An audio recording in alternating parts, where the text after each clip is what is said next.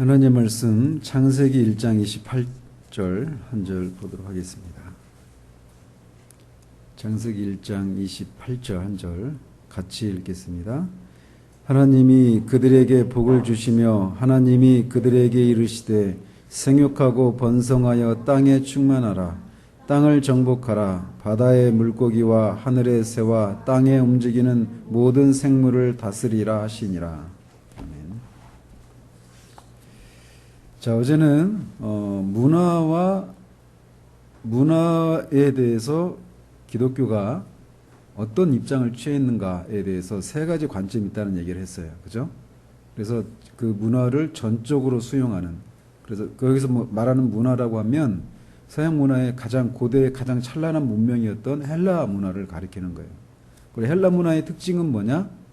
하나님이 없이 인간이 모든 활동의 중심이 되고자 하는 이 특징이 헬라 문화의 특징이라고 했는데, 그 헬라 문화를 가지고 기독교를 설명하려고 하는 저스틴과 같은 그런 이 문화를 전적으로 수용하는 그런 한 그룹이 있고, 또 이 터툴리안과 같은 사람은 정반대로 아테네와 예루살렘이 무슨 상관이 있느냐라고 하는 이 말을 통해서 알 수 있듯이 헬라 문화와 기독교는 아무런 상관이 없다라고 하면서 이 문화를 철저히 배격하는 그런 한 그룹이 있고, 또 어거스틴을 중심으로 해서 칼빈과 아브라함 카이프로 이어지는 이런 사람으로 이어지는 사람들의 경우에는 이 하나님의 문화 명령을 우리가 순종해야 된단 말이에요. 그렇죠? 이 문화 명령이 뭐예요? 하나님이 창조하신 이 세계를 탐구하고 개발해서 그 창조 세계 속에 숨겨져 있는 하나님의 지혜와 권능을 발견하고 그 하나님을 예배하고 찬양하는 것, 이게 문화 명령이에요. 그죠? 근데 이 문화 명령을 해야 되는데, 이 문화의 첫 시작이 어디로부터 시작됐다고요? 본격적으로 하나님 백성 되기를 거부했던 가인과 그 후손들에 의해서 문화가 도시 문화가 그렇게 발달해서 이 문화 속에는 반하나님적인 이런 사상들이 들어있기 때문에 그 문화를 전적으로 수용할 수는 없고, 그렇다고 해서 그 문화 명령을 또 배격할 수 없기 때문에 문화 활동을 해야 되는데, 그 과정 속에 그 문화 속에 담겨져 있는 것들을 배격하고 반하나님적인 것들을 배격하고 문화 활동을 하는 이런 그 문화를 변혁하려고 하는 이런 또 다른 그룹이 있다라고 하는 얘기를 우리가 했어요. 지난주까지 어제까지 했던 게 그런 얘기였고요.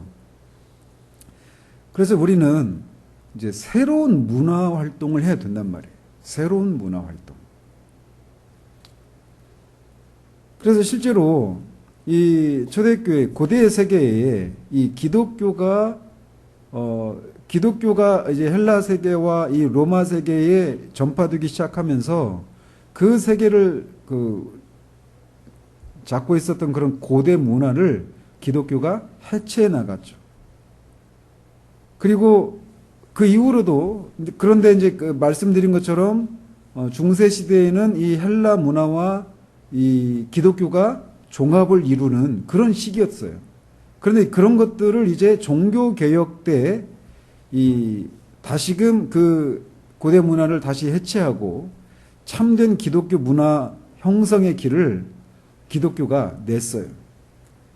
그리고 새로운 그런 개신교 문화를 창출해내는 일을 종교 개혁 때 그렇게 했단 말이죠.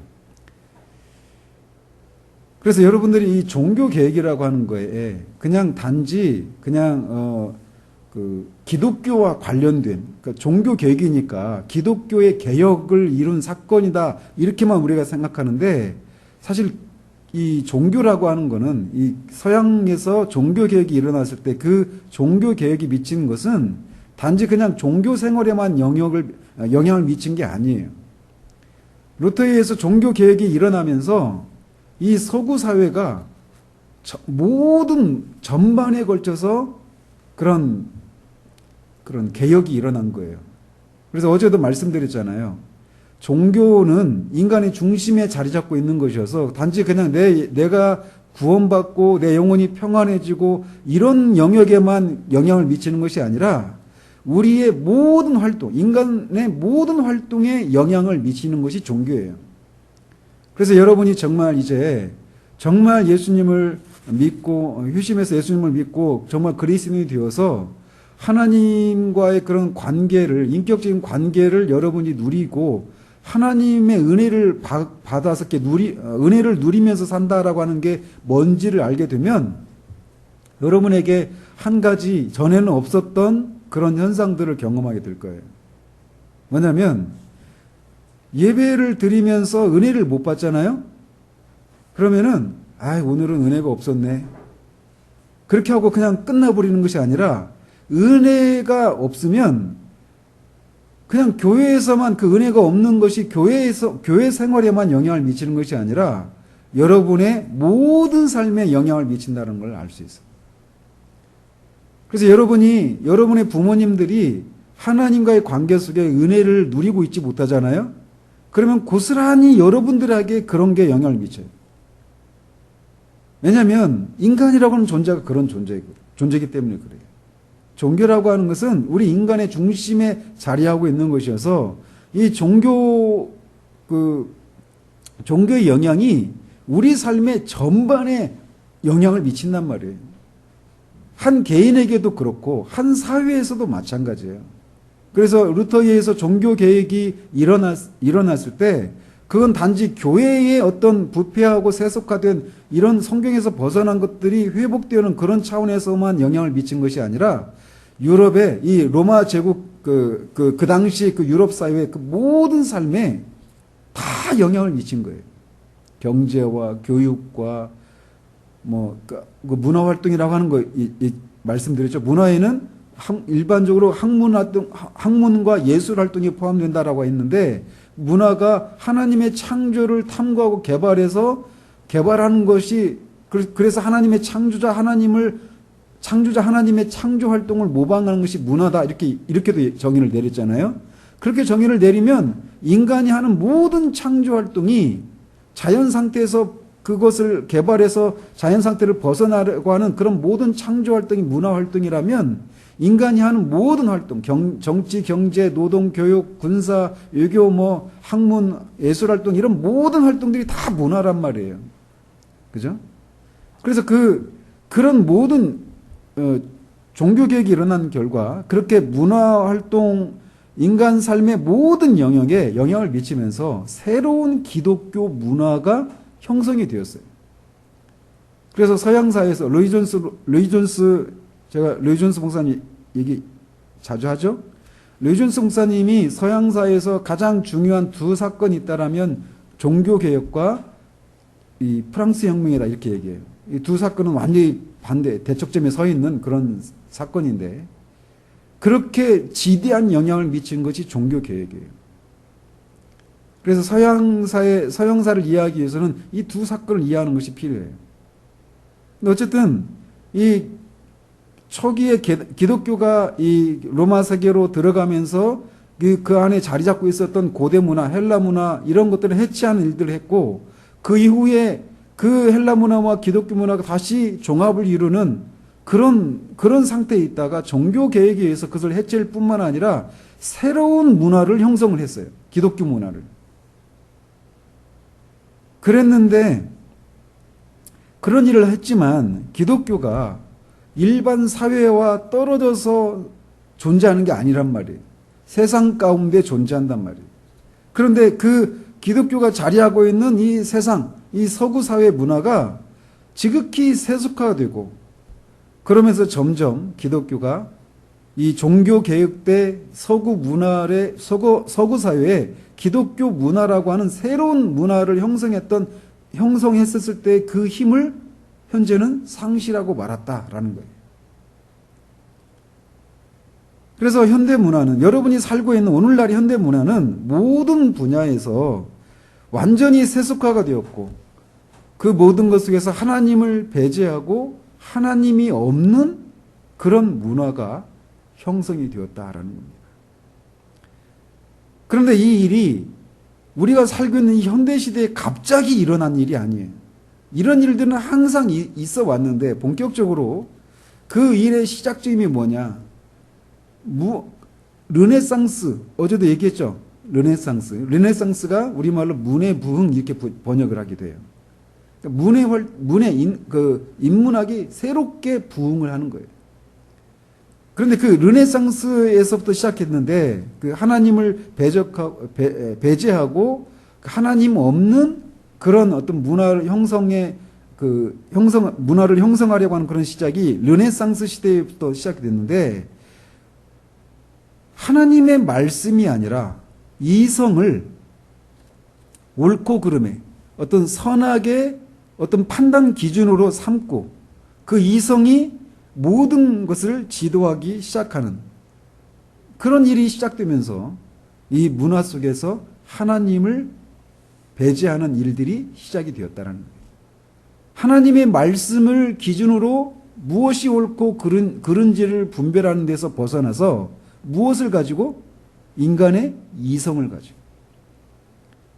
인간의 이성을 가지고 옳고 그른 것을 진리가 뭐고 진리가 아닌 게 뭔지 이런 것들을 판단하는 일들의 시작이 르네상스 시대부터 시작이 되었다는 거예요. 그리고 그 일이 이제 이성이 중심에 자리 잡는 그런 것들이 17세기 합리주의라고 하는 그런 철학으로 이어지고, 이성을 내가 무엇인가를 안다라고 하는 것을 어떻게 알 수 있는가? 이성으로 안다라는 거예요. 근데 여러분이 소피아 세계에서 배웠죠? 소크라테스 같은 경우도 합리주의자라고 그랬잖아요. 그죠? 합리주의가 뭐예요?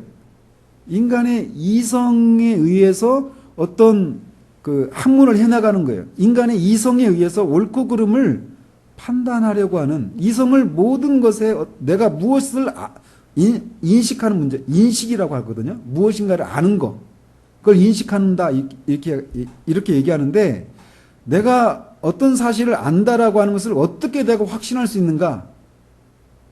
그거를 이성에 의해서 알 수 있다. 이런 주의가 쉽게 말하면 합리주의예요.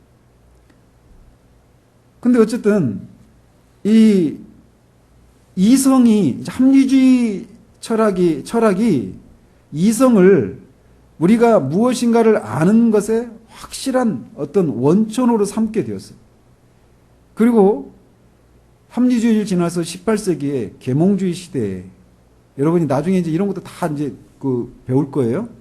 이 계몽주의 시대에 이성의 권능이 더 강조가 되었어요. 그래서 이성이 이제 하나님의 권위를 완전히 대체해 버렸어요. 그리고 인간의 이성이 모든 옳고 그름의 판단의 기준이 되어버리는, 그러면서 그 이성의 권능이 최고조로 발현돼 나타난 그런 사건이 있다라면 앞에서 말씀드린 프랑스 대혁명이에요. 그 프랑스 대혁명은 여러분이 나중에 이제 이 프랑스 대혁명, 이것도 이제 여러분이 공부를 해야 돼요. 그런데 이 프랑스 대혁명 때, 그때 이제 모든 삶의 영역이 다 이성의 지배 아래 있게 되었어요. 그래서 모든 권위가 다 부정되는 거예요. 하나님의 권위, 말씀의 권위. 그러면 이렇게 이 합리주의와 계몽주의를 거치면서 그것의 그것을 어떤 역사적인 사건을 통해서 그것이 확 화산처럼 폭발한 사건이 프랑스 대혁명인데, 그런 시기를 지나면서 인간의 이성이 이제 옳고 그름을 분별하기 시작하는 거예요. 그래서 성경에 우리가 웨스트민스터 신앙고백서 하면서도 성경에 대한 얘기를 하면서 이 성경이 하나님의 말씀인가 아닌가, 이거를 인간의 이성에 의해서 하나님의 말씀을 인간들이 쓴 다른 책들과 같은 이치에서 인간의 이성으로, 이거는 우리가 받을 수 있어, 이건 우리가 받을 수 없어 하면서 하나님의 말씀을 인간의 이성으로 하나님의 말씀을 이제 판단하면서 인간의 이성이 받을 수 있는 것만 받아들이려고 하는 그런 시도들이 이루어진 시기가 바로 이런 시기예요. 합리주의와 계몽주의를 지나면서 말이죠. 그리고 결국 이 프랑스 혁명의 이 원리와 방향이 계속 이제 한번 멈춘 것이 아니라 계속 진행이 되면서 급기야 이제 19세기에 와서는 하나님은 죽었다라고 하는 그런 데까지 이어진 거예요. 니체라고 하는 철학자이죠. 그러면서 결국 그런 과정을 거쳐서 20세기 이르러서는 하나님이 없는 무신론이 보편화되고 대중화되어서 그냥 그게 그냥 사람들이 그냥 많은 사람들이 그렇게 믿고 있는 그런 시대가 되어버리고 말았던 겁니다. 이렇게 문명이 이런 과정을 거쳐서 르네상스, 그러니까 이성을 선과 악을 판단하는 어떤 최종적인 권위자로 인정하기 시작했던 그 르네상스 시대를 거쳐서 르네상스, 이 합리주의, 계몽주의, 또 프랑스 대혁명, 그다음에 거기 신은 죽었다. 이걸 사신신학이라고 하는데 말 그대로 죽을 사자 하나님 신자. 그래서 사신신학을 거치고 20세기 들어서면서 여러분이 살고 있는 이 세상은 인간의 이성이 하나님의 권위보다 더 높은 위치를 차지하고 있는 시대가 되고 말았어요. 그리고 이런 세상에 어떤 하나님의 초자연적인 개입 이런 것들이 사라지는, 이게 무슨 말이냐, 어떤 기적과 어떤 이런 것들을 인정하지 않게 되는. 왜? 신은 없으니까. 여러분이 살고 있는 시대가 그런 세상이에요. 왜 이런 말씀을 드리느냐? 그렇게 세상의 문화가 그런 문화예요. 무신론의 문화. 하나님이 없다라고 하는 사상이 지배적인 그런 문화 속에 여러분이 살고 있는 거예요. 그런 속에서 여러분이 살아갈 때, 그래서 얼마 전에 하연이가 막 유튜브에서 블랙홀은 시간이 없다. 막 그런 얘기죠. 시간이 흐르지 않는다. 응? 그런 사상도 이런 사상에서 나온 거예요. 하나님이 없다라고 하는.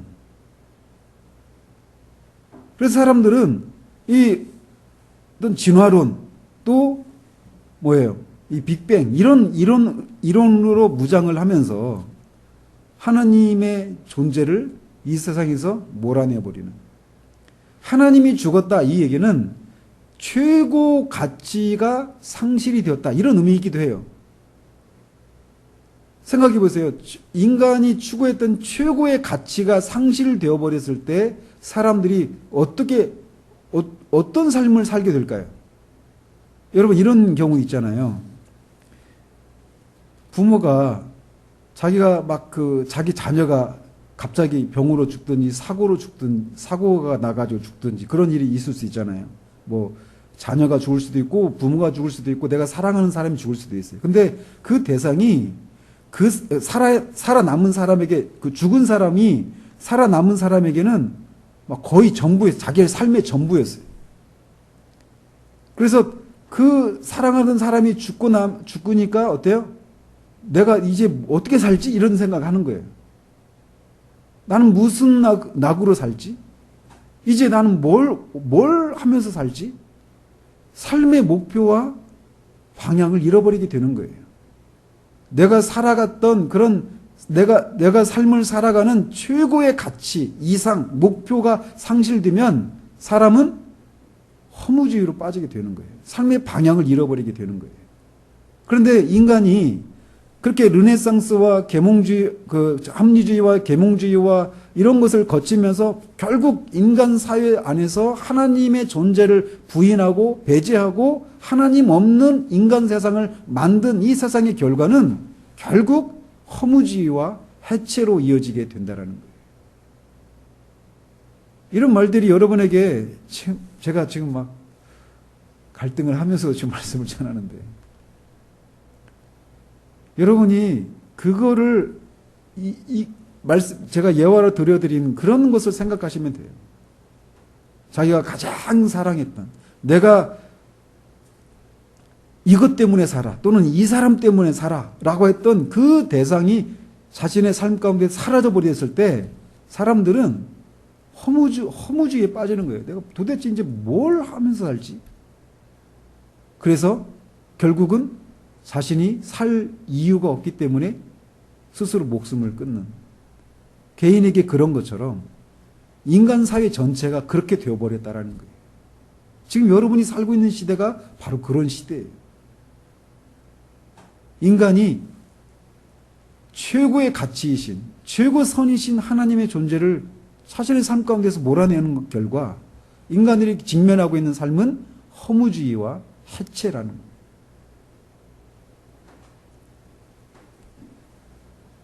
이전에 비해서 지식이 말할 수 없이 크게 증가했지만 그 지식들이 내가 왜 살아가야 되는지 또는 무엇을 위해서 살아가야 되는지에 대한 그런 것을 제공하지 못하게 되었다라는 것입니다. 그래서 모든 것에 인간이 중심에 있고 인간의 이성에 의해서 인간들이 바랬던 그런 사회가 되었지만 그 사회는 이상적인 사회가 아니라 죄와 욕망들에 의해서 정체되고 해체와 허무주의라고 하는 것에 맞닿아 있는 사회가 되고 말았다라는 겁니다. 그래서 이런 것들이 예술 활동에도 고스란히 나타나는 거예요. 예술이 뭘까요? 뭐 미술이든 음악이든 예술이 뭘까요? 예술하는 목적이 뭘까요? 여러분이 어떤 그림을 딱 볼 때 그림을 보고 야 어떤 느낌을 받아 정말 이렇게 아름다운 그림들을 봤을 때 여러분이 그걸 보면서 어떤 그림을 보면서 감탄할 때 어떤 것 때문에 감탄할까요? 예술은 한마디로 말하면 질서와 조화를 표출해내는 것이어야 되는 거예요. 그런데 이 예술 활동이 이전과 같은 그런 예술이 아니게 되는 거예요. 여러분 피카소라고 하는 인물 알아요? 피카소라는 화가 알죠? 피카소가 그린 그림 중에 아주 유명한 피카소가 어떤 화가죠? 추상화 들어봤어요? 추상화? 추상화를 그리는 화가인데 이 피카소의 그림 중에 아비뇽의 처녀라고 하는 그림이 있어요. 아비뇽의 처녀 한번 검색해봐요 지금. 아니 나중에 검색해봐요. 아비뇽의 처녀의 그림이 보면은 좌우 대칭이 이렇게 완전히 이렇게 그 전까지 사람 인물을 그리면 사람의 그 좌우가 대칭이 돼 있잖아요. 그죠? 근데 이거를 흐트러 버리는 거예요.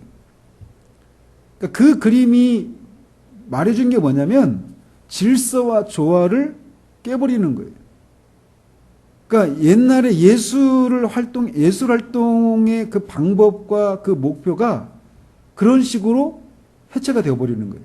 질서와 조화가 사라져버리는 그림 속에. 기존에 가지고 있었던 그런 권위들, 예술에 대해서 가지고 있었던 어떤 사람들이 갖고 있었던 그런 관념들, 이런 것들을 다 깨버리는 거야. 그런 그림이 수백여 개 팔리죠. 제가 얼마 전에 그 말씀 드렸잖아요. 이 세상의 그런 가치관들이, 사상이 철학으로 또 시작되고, 철학이 미술, 음악, 대중매체, 이런 순서를 통해서 이 세상의 그 사상이 그렇게 들어온다고 그랬죠. 그리고 그 맨 마지막에 신학이 영향을 받는 거예요. 신학이. 예술에서도 그런 일들이 일어나는 거예요. 나중에 여러분이 이제 사무엘 베게트라고 하는 그 작가가 있는데, 거기 고도를 기다리며라고 하는 그 책이 있어요. 고도는 인물이야, 인물. 고도라고 하는 사람을 기다리며, 이런 뜻이에요. 그런데 거기에서 보면 고도를 기다리는 사람이 있고, 그 옆에는 또 이제 그렇게 한 사람은 고도를 기다리고 있고, 또 한 사람은 그렇게 기다리는 사람과 이제 대화를 나누는 거야, 두 사람이. 거기서 말하는 게 뭐냐면, 고도가 있는지 없는지 모르는데 고도를 기다리는 거야. 그래서 그 사무엘 베게트라고 하는 사람이 말하고 싶은 게 뭐였냐면, 결국 이 사람도 이제 그런 게 이제 부조리극이라고 하는데, 연극에서 부조리극. 조리가 없어. 그런 식으로 우리가 하나님의 존재가 있는지 없는지도 모른 채 하나님을 기다리고 하나님의 도우심을 구하고 이런 것들이 어때요? 이상하죠? 그런 식으로 고발하는 거예요. 그런 연극을 통해서, 부조리극을 통해서. 그래서 이 예술 활동이나 이런 모든 것들 속에서 하나님이 없는 그런 모습들, 음악도 마찬가지예요, 음악도. 여러분, 우리나라에 몇 년 전에, 한국이 낳은 20세기 가장 뛰어난 예술가라고 하는 그런 사람이 있는데, 백남준이라고. 비디오 예술가라고 하는 사람이 있었어요. 죽었는데, 그 사람이 뭘 했냐면요. 로마의 분수에서, 로마의 유명한 분수, 거기에서, 신발 신어, 빨리. 거기에서, 바이올린을 줄에다 매가지고, 그걸 질질 끌고 다니는 퍼포먼스를 한 거예요. 바이올린은 어떤 거죠? 어떤 악기죠? 바이올린은 연주하면서 그 연주에서 그런 아름다운 그런 선율을 만들어내는 거잖아요. 그죠? 근데 그거를 줄에다 매달고 끈으로 이렇게 묶어가지고 매달아가지고 질질 끌고 다니는 거예요. 또는 피아노를 가지고, 피아노는 어떻게 해야 돼요? 연주해야죠. 근데 피아노를 막 망친지 도끼인지 이걸 가지고 피아노를 막 부수는 거를 하는 거예요. 그게 예술이야. 바이올린을 키는 것이 예술이잖아요. 예술 활동이잖아요. 그런데 그 바이올린을 끈에 묶고 질질 끌고 다니는 거예요. 피아노도 연주해야 되는데 피아노를 부수는 것이 예술이야. 그래서 예술이 더 이상 예술이 아니야. 그리고 그런 사람이 위대한 예술가로. 왜? 기존의 그 모든 질서와 어떤 권위 이런 것들을 다 깨버리는 그런 행위들이기 때문에. 아주 담대하고 위대한 행동이죠. 근데 그런 퍼포먼스의 배경에 뒤에 보면 뭐가 있느냐? 예술 활동, 이 문화 활동 속에서도 하나님의 존재를 몰아내려고 하는 그런 것이라는 거예요. 그런데 그런 걸 모르면 그냥 사람들에게 아주 인기가 있고 유명하고 사람들이 그런 권위자라고 말하는 사람들이 인정을 하면 다 그게 옳은 것처럼 받아들이는 거예요. 우리도 모르게 그런 것들이 그 모든 문화 속에 하나님을 배제하는 그런 문화가 들어와 있다라는 거예요.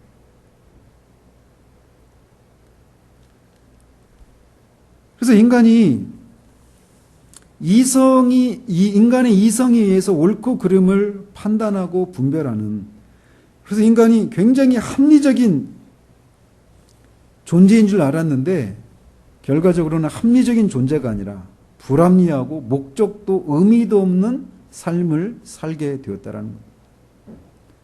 진화론에 의해서 인간이 어떤 목적을 가진 존재로 창조된 존재가 아니라 그냥 우연히 이 우주 속에 던져진, 그러니 인간의 삶의 목적이라는 것이 없는 그런 존재가 되고 말았어요. 나중에 이제 그 창조론 하면서도 살피겠지만,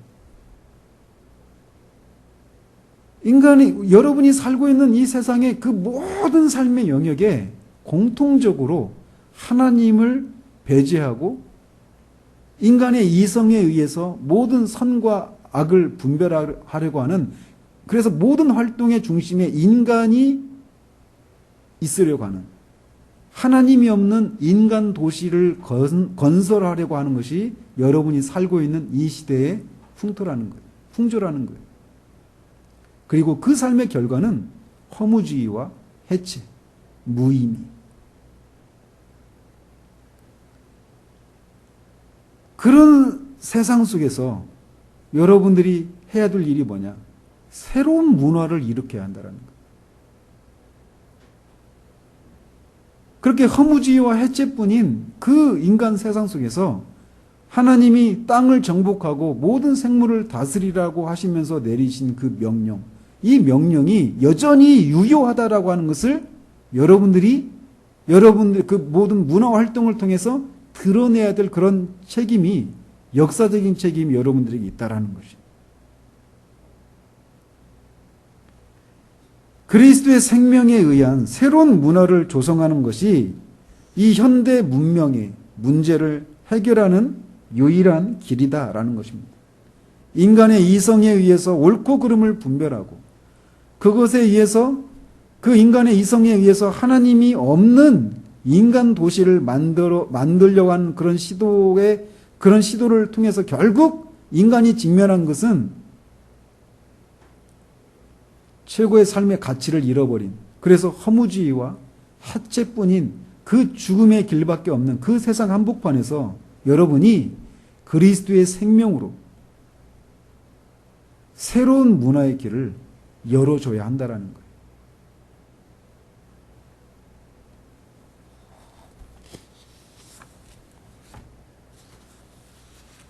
그래서 이렇게 현대사회가 직면하고 있는 이런 해체를 막는 길은 그리스도인들이 문화의 주역이 되어야 한다라는 거예요.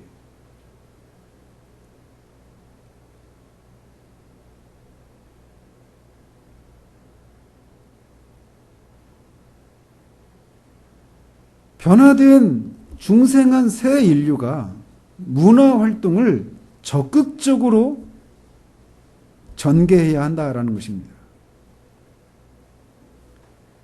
어떤 의미에서 거듭난 그리스도인들은 타락하기 전에 낙원에서 문화 활동을 했던 아담과 같은 위치에 서 있다라고 말할 수 있습니다. 타락하기 전에 아담이 낙원에서 어떻게 문화를 했죠? 문화 활동을 했죠? 그가 그렇게 하나님의 그 창조 세계를 탐구하고 개발하는 것을 통해서 그 속에서 계속 발견했던 게 뭐예요? 하나님의 지혜와 하나님의 권능, 다른 말로 하나님의 어떠하심을 발견하는 거예요. 그리고 그것을 발견할 때마다 그 하나님을, 창조자 하나님을 찬양하고 예배하는 그런 방식으로 문화활동을 했단 말이에요. 그래서 그가 동물들, 생물들, 하나님의 그런 창조세계, 이런 하늘, 천체, 이런 모든 것들을 관찰하고 연구하고 하는 것을 통해서 그 속에서 그는 끊임없이 하나님의 어떠하심, 하나님의 지혜를 발견하고 그 하나님을 찬양하는 일들을 했단 말이에요. 그랬던 것처럼 중생한 그리스도인들이 이 세상에서 해야 될 일이 바로 그걸 하는 거예요.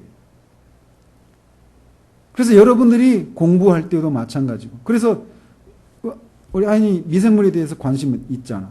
그죠? 그 미생물을 연구하는 것을 통해서 결국 뭘 발견하느냐? 그 작은 것 속에.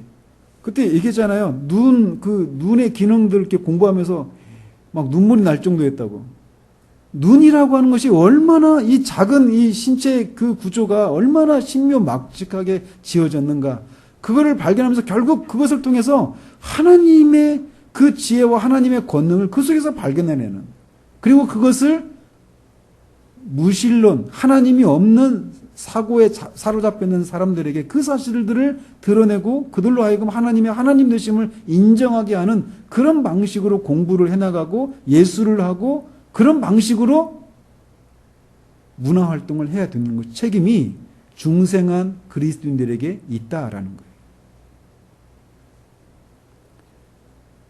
특히 이렇게 무신론적인 그런 사고가 중심이 주류가 되어버린, 그래서 허무주의와 해체라고 하는 이 죽음 앞에 직면해 있는 이 현대 사회 속에서 더욱더 중생한 그리스도인들이 해야 될 그런 책무가 더 커져 있다라는 사실을 우리가 인식해야 한다는 거예요.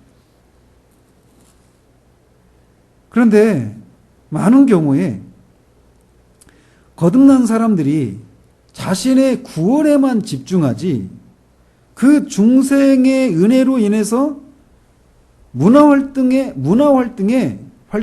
적극적으로 나서지 않는 그런 풍토가 있다라는 것입니다. 예를 들어서 연극을 하다가 어떤 사람이 회심을 했어요. 그러면서 막 자신이 살아가다가 죄를 연극을 하면서 또는 삶을 살아가면서 지었던 그런 죄들을 깨닫고 회개하고 예수 그리스도를 믿어서 회심을 했어요. 그러고 나니까 하나님을 위해서 살고 싶은 마음이 막 일어나요. 중생한 사람은 너무나 자연스럽게 그런 마음을 갖게 되거든요. 새로운 본성을 하나님이 심어주시니까. 하나님을 위해서 살고 싶은 마음이 막 일어나는 거야. 그러면 어떻게 하느냐? 내가 이전에 하나님을 떠나 살고 있었던 그때 그 삶의 자리를 박차고 그것을 다 내버리고 그냥 하나님과의 관계 속에 하나님과의 관계에 더 집중할 수 있는 그런 일들을 하려고 하는 그런 습성들을 보인다라는 거예요. 그래서 많은 경우에 지난날 어떤 사람들이 그냥 단지 그냥 구원받은 건데 그 구원받고 나서 하나님을 위해서 살고 싶은 그런 마음이 막 끌어오르니까 뭘 하느냐? 신학교를 가는 거야. 목사가 되고. 구원받은 모든 사람들이 목사가 되고 신학교 가는 거 아니란 말이에요. 하나님과 직접적으로 관계 있는 그런 일들만 하도록 하나님 우리를 부르신 게 아니란 말이에요. 문화명령은 우리의 정치, 경제, 사회, 문화 모든 영역에 다 그 속에서 우리가 적극적으로 삶을 살아가면서 그 속에 하나님이 숨겨놓으신 그런 보화들을 발견해내고 그 속에 그것을 통해 드러나는 하나님의 지혜와 하나님의 권능을 찬양하고 높이는 그런 삶을 살도록 우리를 부르셨단 말이에요. 그렇기 때문에 연극을 하던 사람이면 연극을 버리는 것이 아니라 여전히 그 삶의 자리에서 이제 새로운 삶의 목표와 새로운 그런 시각과 새로운 사고를 가지고 그 속에서 그것을 통해서 연극이라고 하는 활동을 통해서 하나님의 지혜와 권능을 드러내려고 하는 그런 삶을 살아야 한단 말이에요. 그래야 되는데 오직 자신의 개인의 구원과 영혼의 안녕과 이런 문제에만 집중을 하면서 일반적인 우리가 살아가야 될 건 삶의 자리를 가볍게 여기고 또는 그것을 무시하고 또는 떠나버리는 그런 방식으로 삶을 사는 모습들이 많다라는 거예요. 그게 문제라는 거예요. 그렇게 하면 안 된다라는 겁니다. 어떻게 해야 돼요? 여러분들이 살고 있는 삶의 자리 가운데서 이 모든 정치, 경제, 문화, 모든 그런 인간의 노동과 교육과 이런 모든 것들을 통해서 하나님이 여러분에게 주신 그런 재능을 가지고 그런 것들을 탐구하고 하는 과정을 탐구하고 개발하는 것을 통해서 그 모든 것 속에 숨겨져 있는 하나님의 지혜와 권능을 드러내는 그런 삶을 살아야 한다는 거예요. 그러려면 뭐가 필요할까요? 하나님을 아는 지식이 필요한 거예요. 내가 그렇게 살아야지. 내가 있는 그 삶의 자리 가운데서 어떻게 하든지 하나님의 지혜와 하나님의 권능을 드러내는 삶을 살아야지. 이런 목표를 갖는 건 좋아요. 그런데 거듭났어도 여전히 우리 안에는 죄의 잔재가 있기 때문에 우리의 사고가, 우리의 생각이 하나님이 생각하시는 것을 쫓아 살지 못하는 그런 모습들이 있단 말이에요. 그런데 타락하기 전에 아담은 그 에덴 동산에서 살아갈 동안에 그렇게 땅을 경작하고 그런 것을 통해서 문화활동을 하는 동안에 아담의 그 주파수와 하나님의 주파수가 일치했어요. 다른 말로 말하면 하나님이 생각하는 것을 아담이 쫓아서 생각했단 말이에요. 그런데 우리가 타락하고 나니까 타락하고 또 이제 거듭났어도 이 타락의 영향이 여전히 우리 가운데 남아있기 때문에 중생은 사람의 그 의식이 하나님이 생각하는 것을 똑같이 생각하지 못하는 그런 영향들이 죄 때문에 우리가 받게 된단 말이에요. 그래서 우리가 끊임없이 하나님의 말씀의 빛에 비추어서 우리의 생각이 하나님의 생각을 쫓아가는 하나님의 생각과 일치하려고 하는 그런 노력들을 하면서 우리의 삶의 자리 가운데서 그렇게 하나님의 창조를 탐구하고 개발하는 그런 노력들을 해야 한다라는 거예요.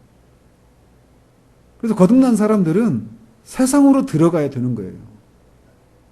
세상을 떠나면 안 돼요.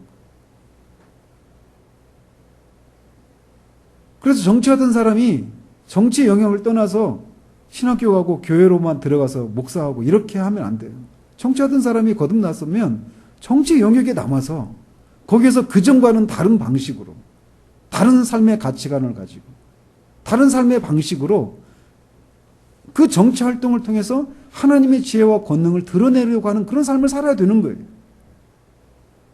경제 활동하던 사람도 마찬가지고, 교육의 자리에 있었던 사람도 마찬가지고, 연구 가던 사람, 영화 만들던 사람, 그 안에 있는 어떤 반하나님적인 죄를 짓게 만드는 그런 요소들이 있으니까 거기를 떠날 것이 아니라 그 속으로 오히려 들어가서 적극적으로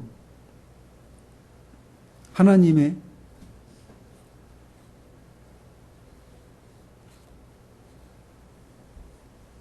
지혜와 권능을 드러내려고 하는 그런 삶을 살아야 한다는 겁니다.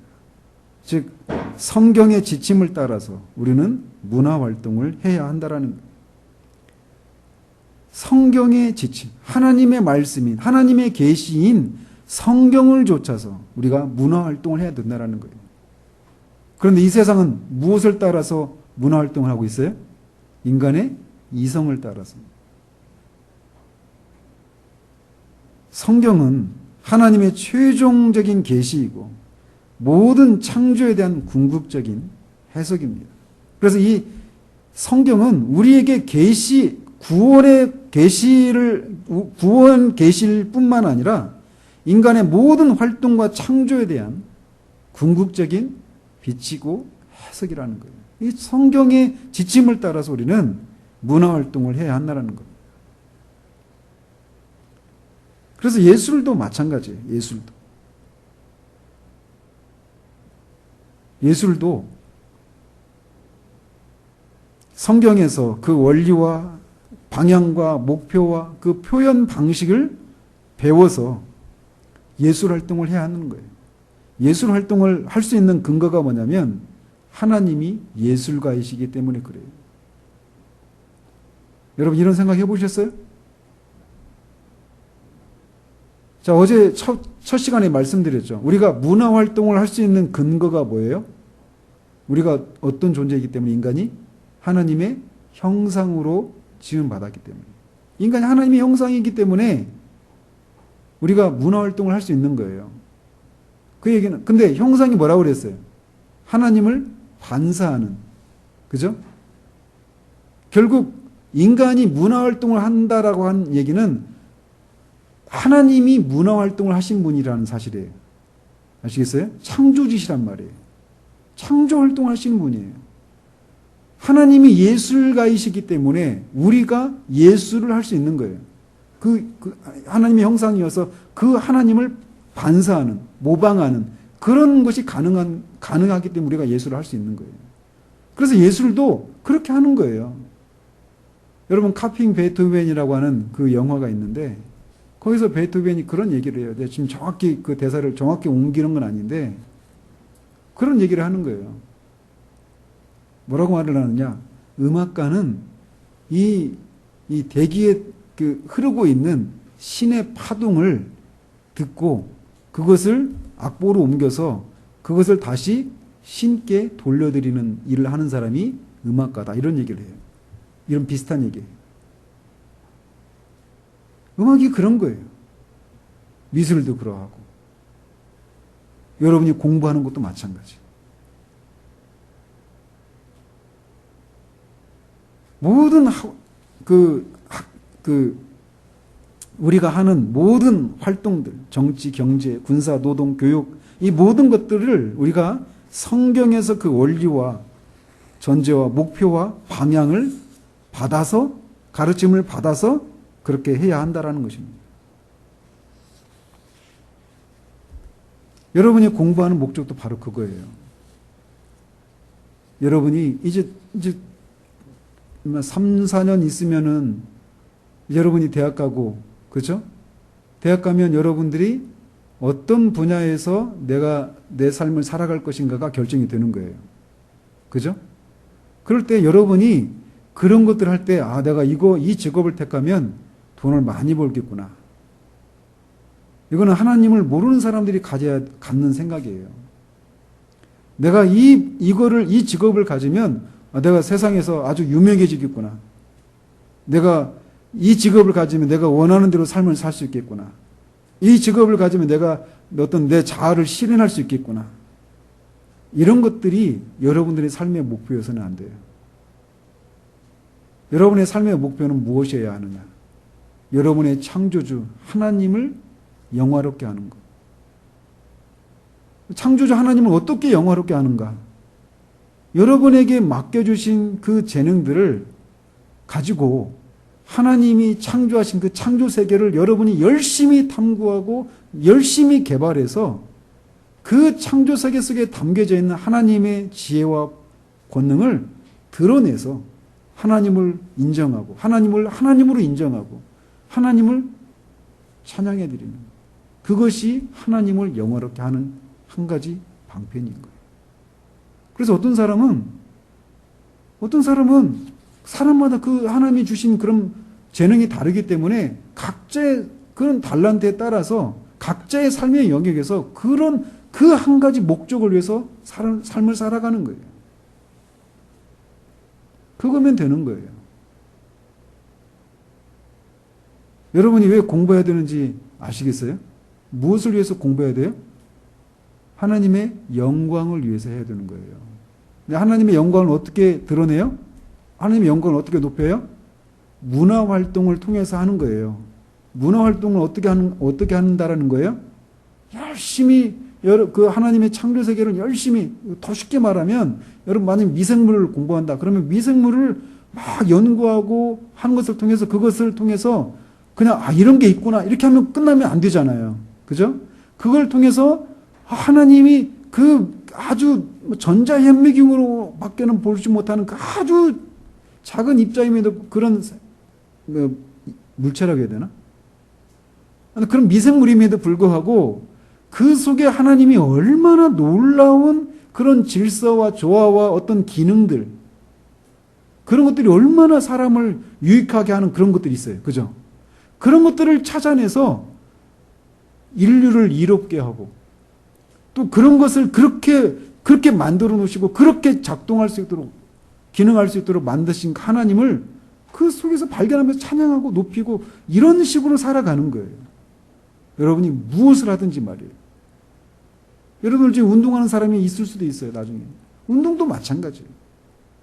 여러분이 무엇을 하든지 그 모든 활동들을 통해서 그것들을 만들어 놓으신 하나님의 어떠하심을 드러내는, 그리고 그 속에서 여러분이 그 하나님을 즐거워하고 그 하나님을 하나님으로 인정해드리는 그런 것이 바로 하나님을 영화롭게 하는 것이에요. 그러니까 여러분이 자꾸 교회로 자꾸 여러분의 삶이 그렇게 이 개인적인 어떤 경건주의적인 그런 삶으로만 여러분이 관심이 좁혀져 가고 삶의 영역도 그렇게 좁혀가서는 안 돼요. 오히려 세상으로 나가야 돼요. 하나님의 창조세계, 이 광대한 이 창조세계 모든 영역에 여러분이 나가야 되는 거예요.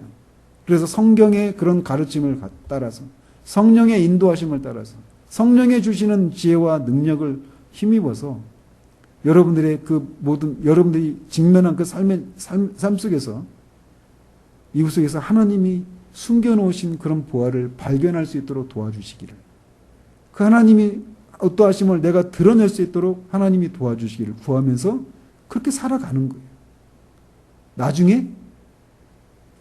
나중에 뿐만 아니라 지금도 매일의 삶 가운데서 여러분이 수학을 공부할 때도 마찬가지, 영어를 공부할 때도 마찬가지, 과학을 공부할 때도 마찬가지.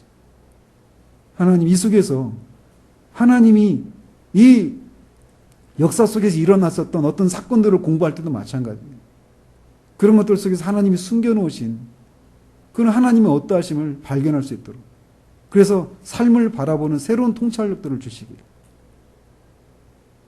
모든 것들 속에서 하나님을 섬기고 하나님과 동행하는 그런 삶은 기도하고 말씀을 듣고 이런 영역에서만 나타나는 게 아니라 모든 삶의 자리 가운데서 나타나는 것이어야 되고 또 마땅히 나타나야 하는 것이에요. 여러분이 살고 있는 세상은 하나님이 없다고 믿는 세상입니다.